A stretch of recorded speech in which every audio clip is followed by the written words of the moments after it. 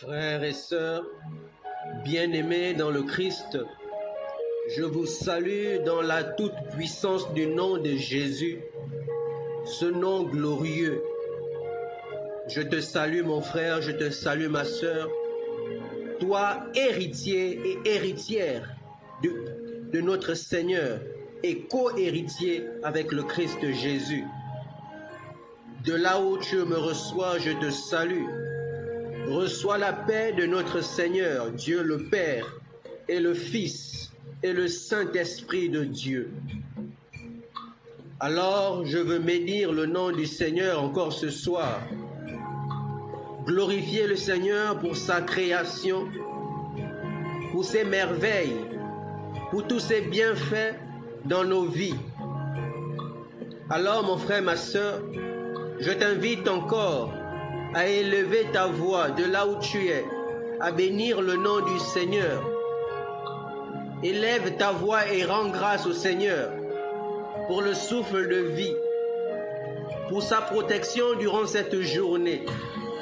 Lui qui nous a gardés par ses anges, par nos anges gardiens, qui nous a accompagnés. Tu ne l'as peut-être pas entendu, mais le Seigneur t'a murmuré tout au long de cette journée, dans cette décision, dans ce chemin, dans cette réflexion. Alors nous pouvons que bénir le nom du Seigneur. Lui qui nous dit dans sa parole que nous prenions le chemin de gauche, que nous prenions le chemin de droite. Il y aura cette voix qui nous dira, voici le chemin. Alors on ne peut que remercier le Seigneur pour sa présence dans notre vie. Lui, le Dieu Tout-Puissant, Créateur du ciel et de la terre. Lui qui nous accorde cette attention, comme nous mentionnent les Écritures depuis quelques jours. Lui, le Tout-Puissant, nous accorde une place privilégiée dans sa présence.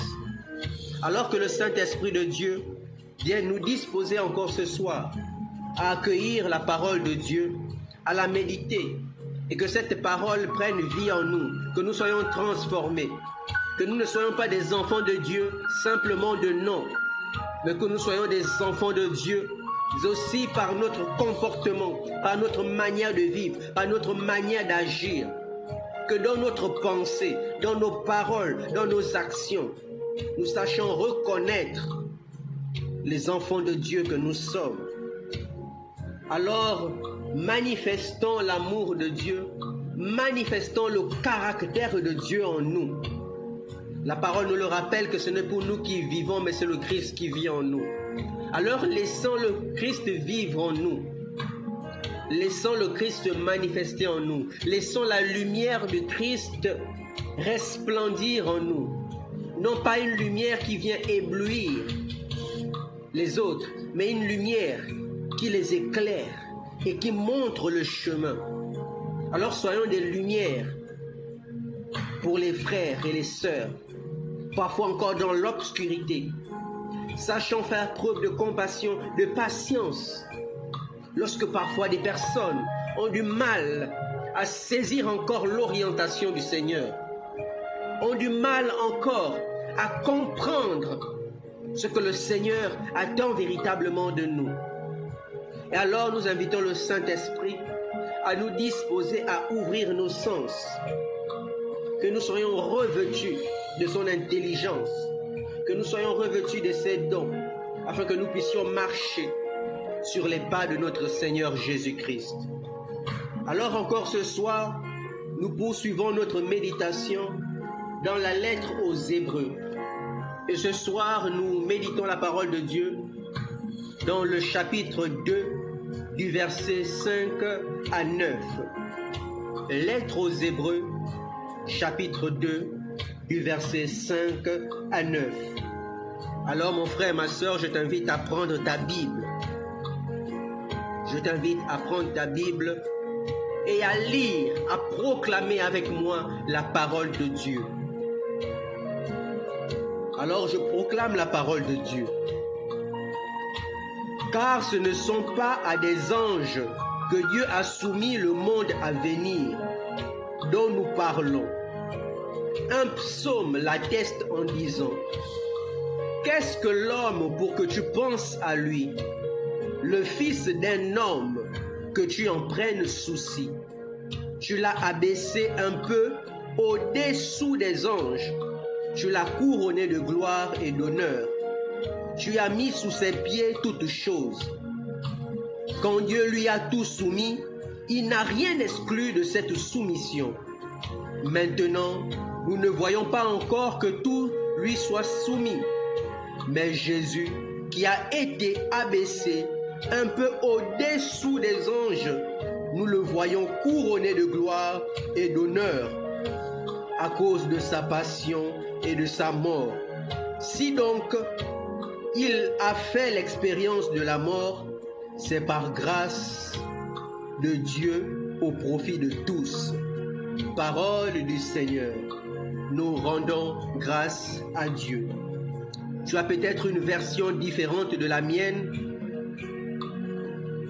mais le sens est le même. Alors je t'invite à proclamer ta parole, la parole de Dieu de là où tu es. Les textes nous disent, car ce n'est pas des anges que Dieu a soumis le monde à venir dont nous parlons. Un psaume l'atteste, mais dans d'autres versions, nous pouvons lire, quelque part, quelqu'un l'atteste en disant, qu'est-ce que l'homme pour que tu penses à lui? Oui, mon frère, ma soeur. Le verset 5 nous dit que ce n'est pas à des anges que Dieu a soumis le monde à venir. Oui, mon frère, ma soeur. C'est à des hommes. C'est à des hommes que nous sommes, que le Seigneur a soumis le monde à venir par le Christ Jésus, qui lui est le premier homme, lui notre modèle. Nous pouvons aussi remarquer l'attention de Dieu envers les hommes, la place qu'occupe l'homme dans le plan de Dieu.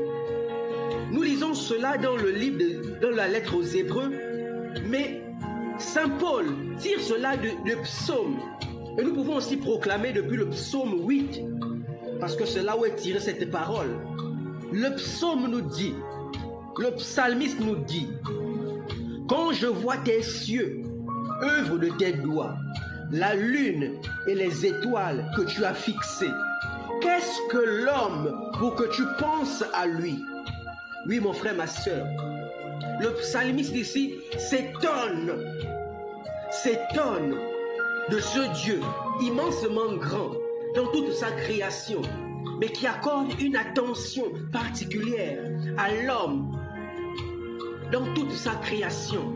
Ce minuscule être parmi toute la création du Seigneur, il accorde cette attention.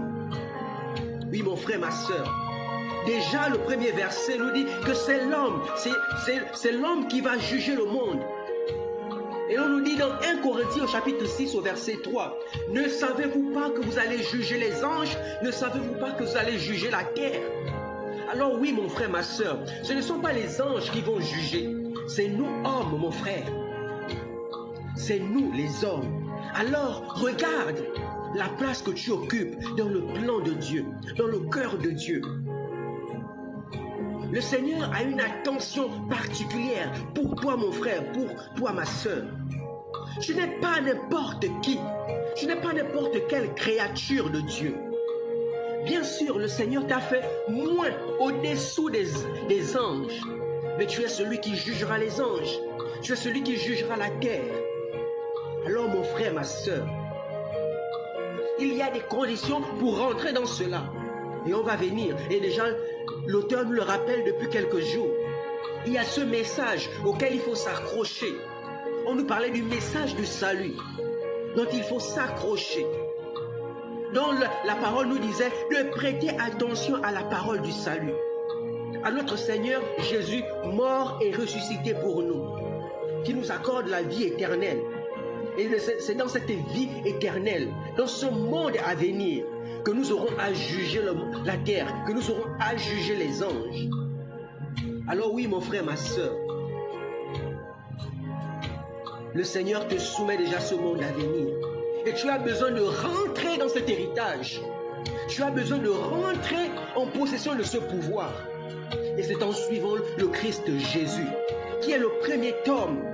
Ici, oui, on nous parle des hommes, mais il faut lire cela selon le texte, selon le psaume, mais aussi selon la lettre aux Hébreux.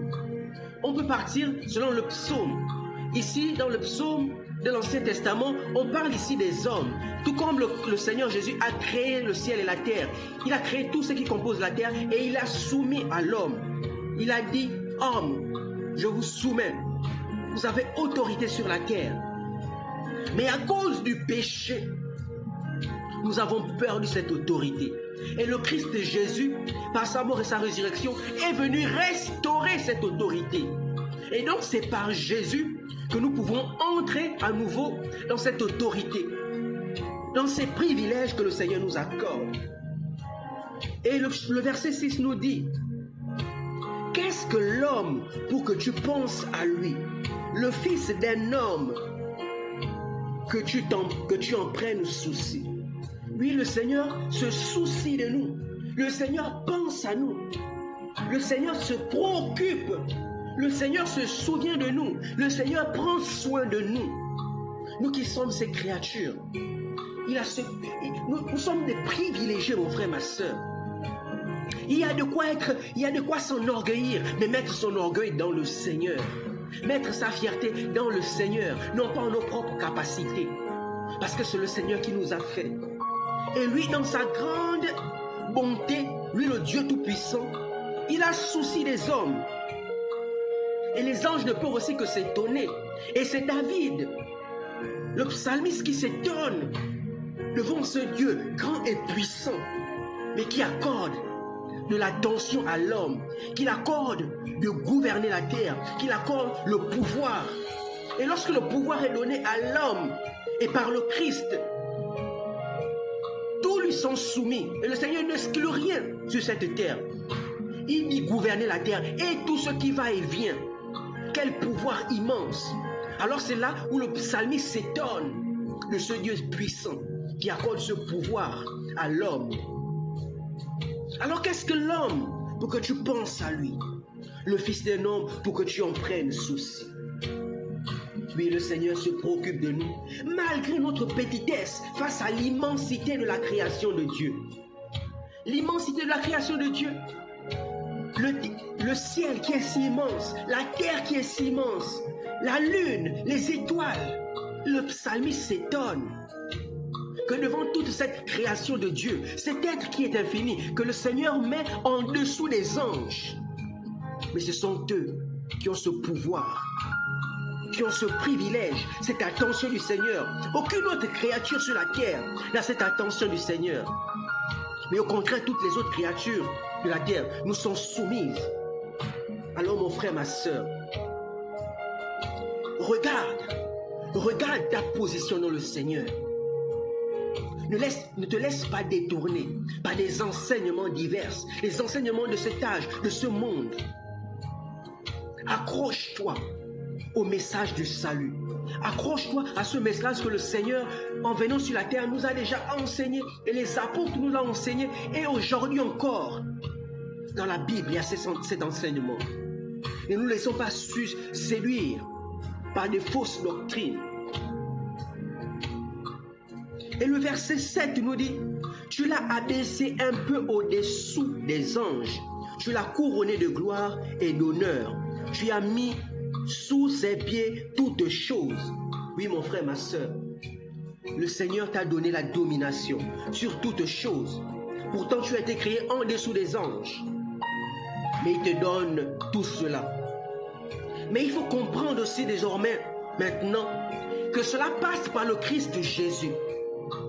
Parce que au début de la création, cela a été accordé à l'homme. Mais par le péché, nous avons perdu cela. Par notre premier être, Adam, nous avons perdu cela. Mais aujourd'hui, cela passe par le Seigneur Jésus-Christ qui a désormais donné sa vie pour nous.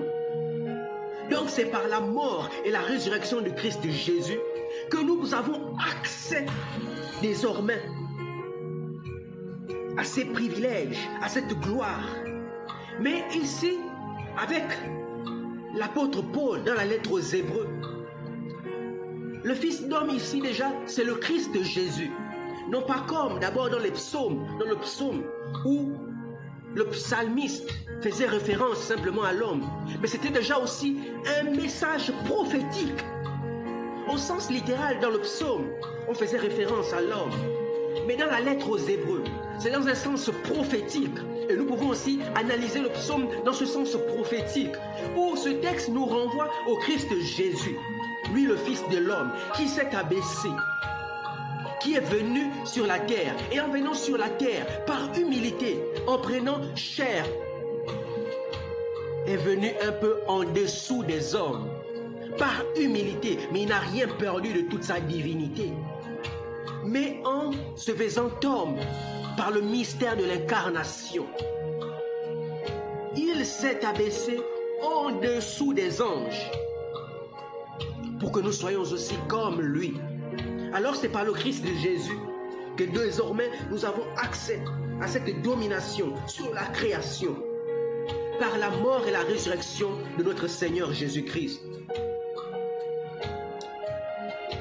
L'auteur poursuit en disant, quand Dieu lui a tout soumis, il n'a rien exclu de cette soumission.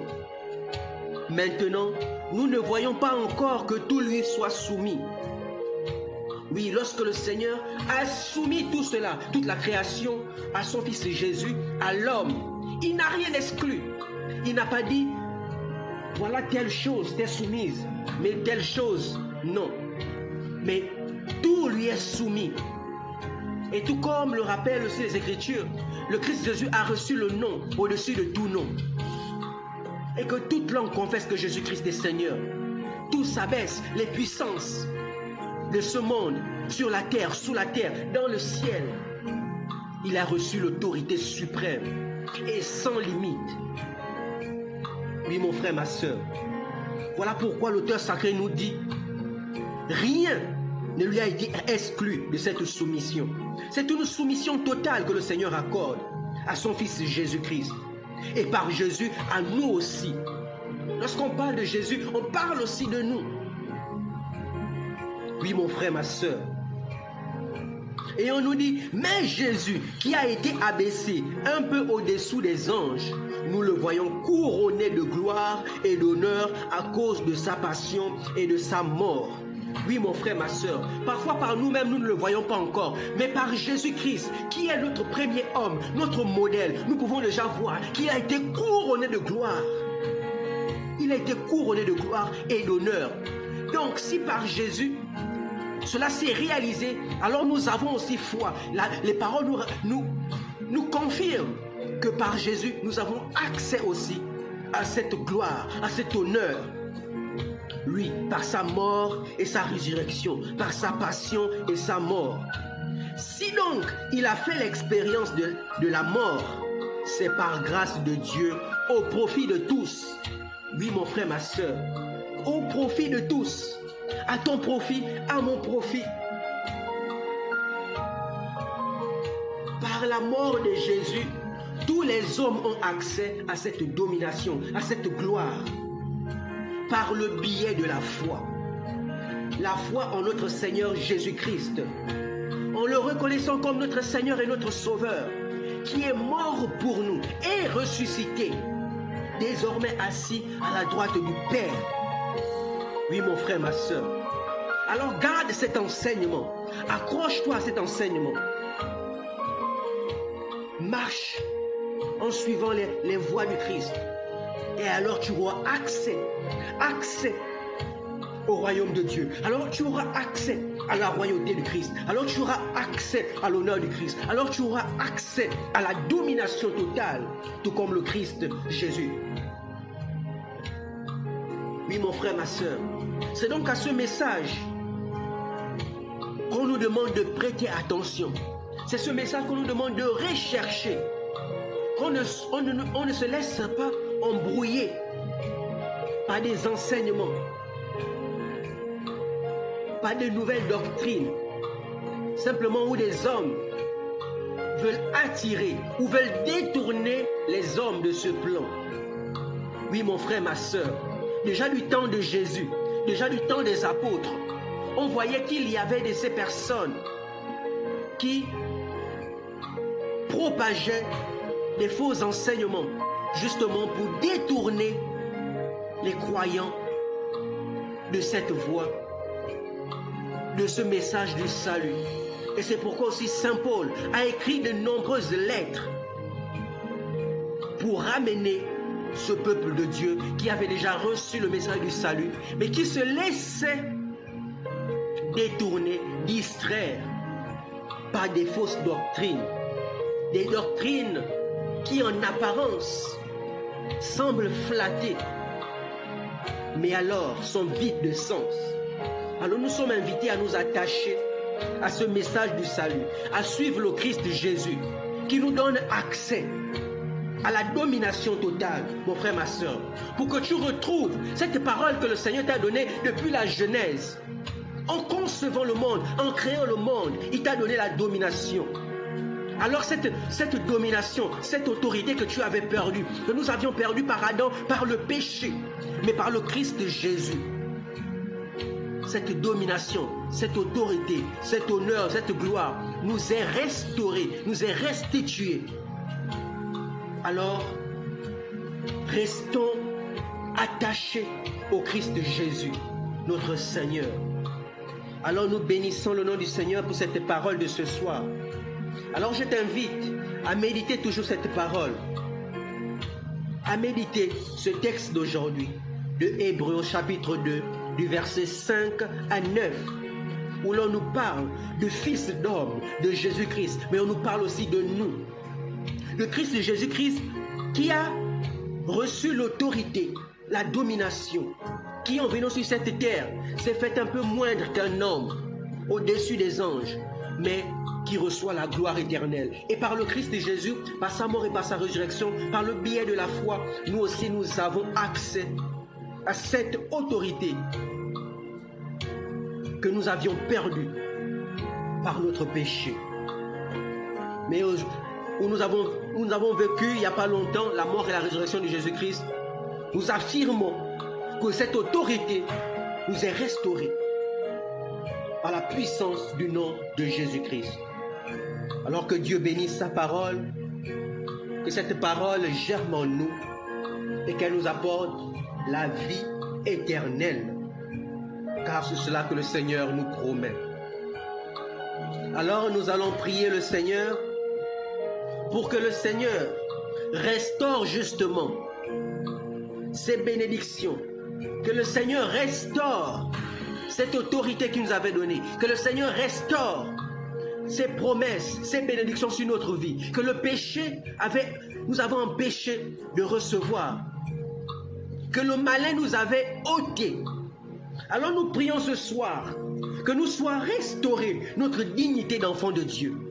Alors Saint-Esprit de Dieu, Père éternel, Dieu Tout-Puissant, nous te prions que nous soit restaurée notre dignité d'enfant de Dieu. Je suis enfant de Dieu. Ce frère et cette sœur sont des enfants de Dieu, co-héritiers avec le Christ, frères de Jésus-Christ. Alors nous reprenons notre dignité d'enfant de Dieu. Je suis enfant de Dieu. Je reconnais Jésus-Christ comme mon Seigneur et mon Sauveur personnel. Alors que tout ce qui nous a éloignés de toi, du Christ de Jésus, soit chassé désormais loin de nous. Je prie pour ma restauration de vie de prière, ma restauration de ma vie de chrétien. Alors prie mon frère, ma soeur, que te soit restaurée ta vie de prière, ta vie de chrétien. Que soit chassé maintenant tout ce qui t'a détourné des voies du Seigneur. Je prie aussi le Seigneur que te soient restaurées les finances, mon frère, ma soeur, car l'or et l'argent appartiennent au Seigneur. Le Seigneur t'a donné la domination sur la terre et tout ce qui la compose. Et les richesses font partie de ce qui compose la terre. Alors tout était donné depuis le départ. Mais par le péché, par le malin, cela t'a été dérobé. Alors je prie, tout comme les Écritures nous le disent, dans Agé, au chapitre 2, verset 8, que l'or et l'argent appartiennent au Seigneur. Le Seigneur alors nous donne domination. Tout ce qui appartient, tout ce qui est sur la terre, tout ce qui appartient à Dieu nous appartient. Alors je prie pour la restauration de nos finances, pour la restauration de tes finances. Tu as longtemps travaillé, mais tu as l'impression que tu ne bénéficies pas de ce, tu ne manges pas. Tu ne bénéficies pas de ton salaire, mon frère, ma soeur. Tu as l'impression d'aller de dette en dette. Tu vas de dette en dette. Mais le Seigneur ne veut pas que son fils s'endette. Parce que le Seigneur nous demande de ne pas nous endetter. Mais au contraire, nous devons être ceux qui prêtons aux autres. Alors, mon frère, ma soeur, prie pour la restauration de tes finances. Je prie que te soient restaurées tes finances au nom de Jésus-Christ. Que te soit restaurée cette puissance, cette autorité que tu avais reçue depuis le départ. Et que par la mort et la résurrection de notre Christ Jésus, que cette autorité sur toutes choses me soit restaurée maintenant dans la puissance du nom de Jésus-Christ. Alors je prie aussi ce soir pour le malin, le diable qui rôde autour de nous, pour la ruse de l'ennemi autour de nous, ces agents qui rôdent autour de nous, par leur ruse, le diable qui est un menteur, ces serviteurs qui sont des menteurs, qui rôdent, qui veulent nous séduire, nous tromper, mon frère, ma soeur. Le diable se déguise en ange de lumière, nous rappelle 2 Corinthiens chapitre 11, au verset 14. Alors lui qui vient se déguiser dans ta vie, pour te tromper, pour te séduire, je prie que maintenant, il soit démasqué au nom de Jésus. Que tous ces ennemis autour de toi, qui sont déguisés, tous ces ennemis déguisés en amis, que le Seigneur t'accorde la révélation, qu'ils soient mis à nu, que leur plan soit mis à nu au nom de Jésus. Oui, le Seigneur lui-même nous rappelle que le diable est le père du mensonge. Et que tous ceux qui le servent sont ses fils et sont tous des menteurs et des trompeurs. Et dans Jean 10, on nous rappelle que le voleur ne vient que pour dérober, pour égarer, pour faire périr, pour tromper, pour mentir. Alors je prie que les ruses de l'ennemi soient démasquées au nom de Jésus. Que tous les plans de l'ennemi se retournent contre eux au nom de Jésus. Je prie pour un retour à l'envoyeur au nom de Jésus. Que Seigneur, élève-toi, combat nos ennemis. Je prie que toutes les ruses employées par l'ennemi dans la vie de ce frère, dans la vie de cette sœur, soient vouées à l'échec au nom de Jésus. Qu'ils soient tous démasqués au nom de Jésus. Que Saint-Esprit accorde-nous la révélation. Père, apporte-nous la révélation sur les plans et les manigances de l'ennemi, sur les ruses de l'ennemi. Alors je prie aussi pour l'ennemi qui rôde autour de toi. La parole nous rappelle dans 1 Pierre, au chapitre 5, au verset 8, d'être vigilant, soyez vigilants et veillez, car le diable, l'adversaire, rôde comme un lion rugissant, cherchant qui dérober. Alors je prie le Seigneur pour que le malin qui rôde, pour vouloir détruire tes plans, détruire ta vie, détruire tout ce que tu entreprends, je prie qu'il soit anéanti. J'établis une barrière de sécurité autour de toi. Que le sang de Jésus-Christ s'asperge autour de toi. Tout comme avec Job, où le Seigneur a mis cette barrière autour, où même le diable lui-même rôdait, mais ne pouvait entrer. Alors je prie que cette barrière soit établie autour de toi, mon frère, ma soeur. Je scelle ce moment de prière dans le sang de Jésus. Je scelle tes bénédictions dans le sang de Jésus. Je te cache dans les saintes plaies de notre Seigneur Jésus-Christ. Et que la grâce surabonde dans ta vie. Et que tes bénédictions, tes finances qui sont restaurées maintenant, soient sécurisées dans le sang de Jésus-Christ. Que ton autorité, ta dignité d'enfant de Dieu soit scellée dans le sang de Jésus-Christ. Que tes bénédictions soient scellées dans le sang de Jésus-Christ. Merci Seigneur Jésus. À toi la gloire, à toi la louange. Gloire et louange à toi Seigneur Jésus. Gloire et louange à toi Seigneur Jésus. Alors nous bénissons le nom du Seigneur pour ce temps de prière encore aujourd'hui. Nous nous agenouillons pour dire merci au Seigneur. Bénissons le Seigneur. Rendons grâce au Seigneur. Rendons grâce au Seigneur. Nous étions rassemblés au nom du Père et du Fils et du Saint-Esprit. Amen.